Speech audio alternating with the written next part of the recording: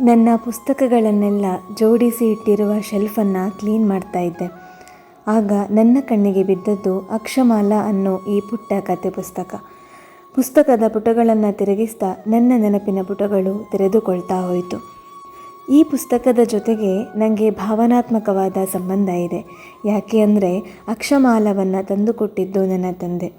ಪುಟ್ಟ ಪುಟ್ಟ ನೀತಿಕತೆಗಳು ಇರುವ ಈ ಪುಸ್ತಕದ ಪಿನ್ಗಳು ಈಗ ತುಕ್ಕು ಹಿಡಿದು ಹಾಳಾಗಿದೆ. ಪುಟಗಳು ಮಿಸ್ ಆಗದೇ ಇರಲಿ ಅಂತ ನೂಲಿನಲ್ಲಿ ನಾನೇ ಹಿಂದೆ ಯಾವತ್ತೂ ಜೋಡಿಸಿ ಇಟ್ಟಿದ್ದೇನೆ. ಪುಟಗಳನ್ನು ತಿರುಗಿಸ್ತಾ ನನ್ನಪ್ಪನ ಕೈ ಬರಹಗಳನ್ನು ಅಲ್ಲಲ್ಲಿ ನೋಡಿದೆ. ಆಗ ನೆನಪಾದದ್ದು ಶಾಲಾ ದಿನಗಳಲ್ಲಿ ನಾನು ನನ್ನ ತಮ್ಮ ಭಾಗವಹಿಸ್ತಾ ಇದ್ದ ಕತೆ ಹೇಳುವ ಸ್ಪರ್ಧೆ, ಭಾಷಣ ಸ್ಪರ್ಧೆಗಳಿಗೆ ನನ್ನ ಅಪ್ಪ ನಮ್ಮನ್ನು ತಯಾರು ಮಾಡ್ತಾ ಇದ್ದ ರೀತಿ.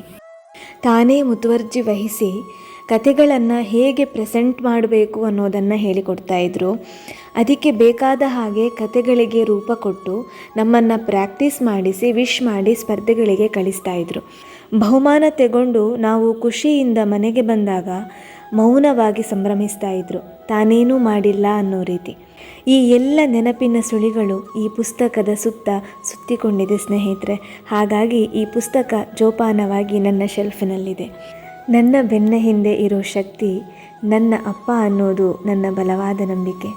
ಅವತ್ತಿಗೂ ಇಂದಿಗೂ ಮುಂದಕ್ಕೂ.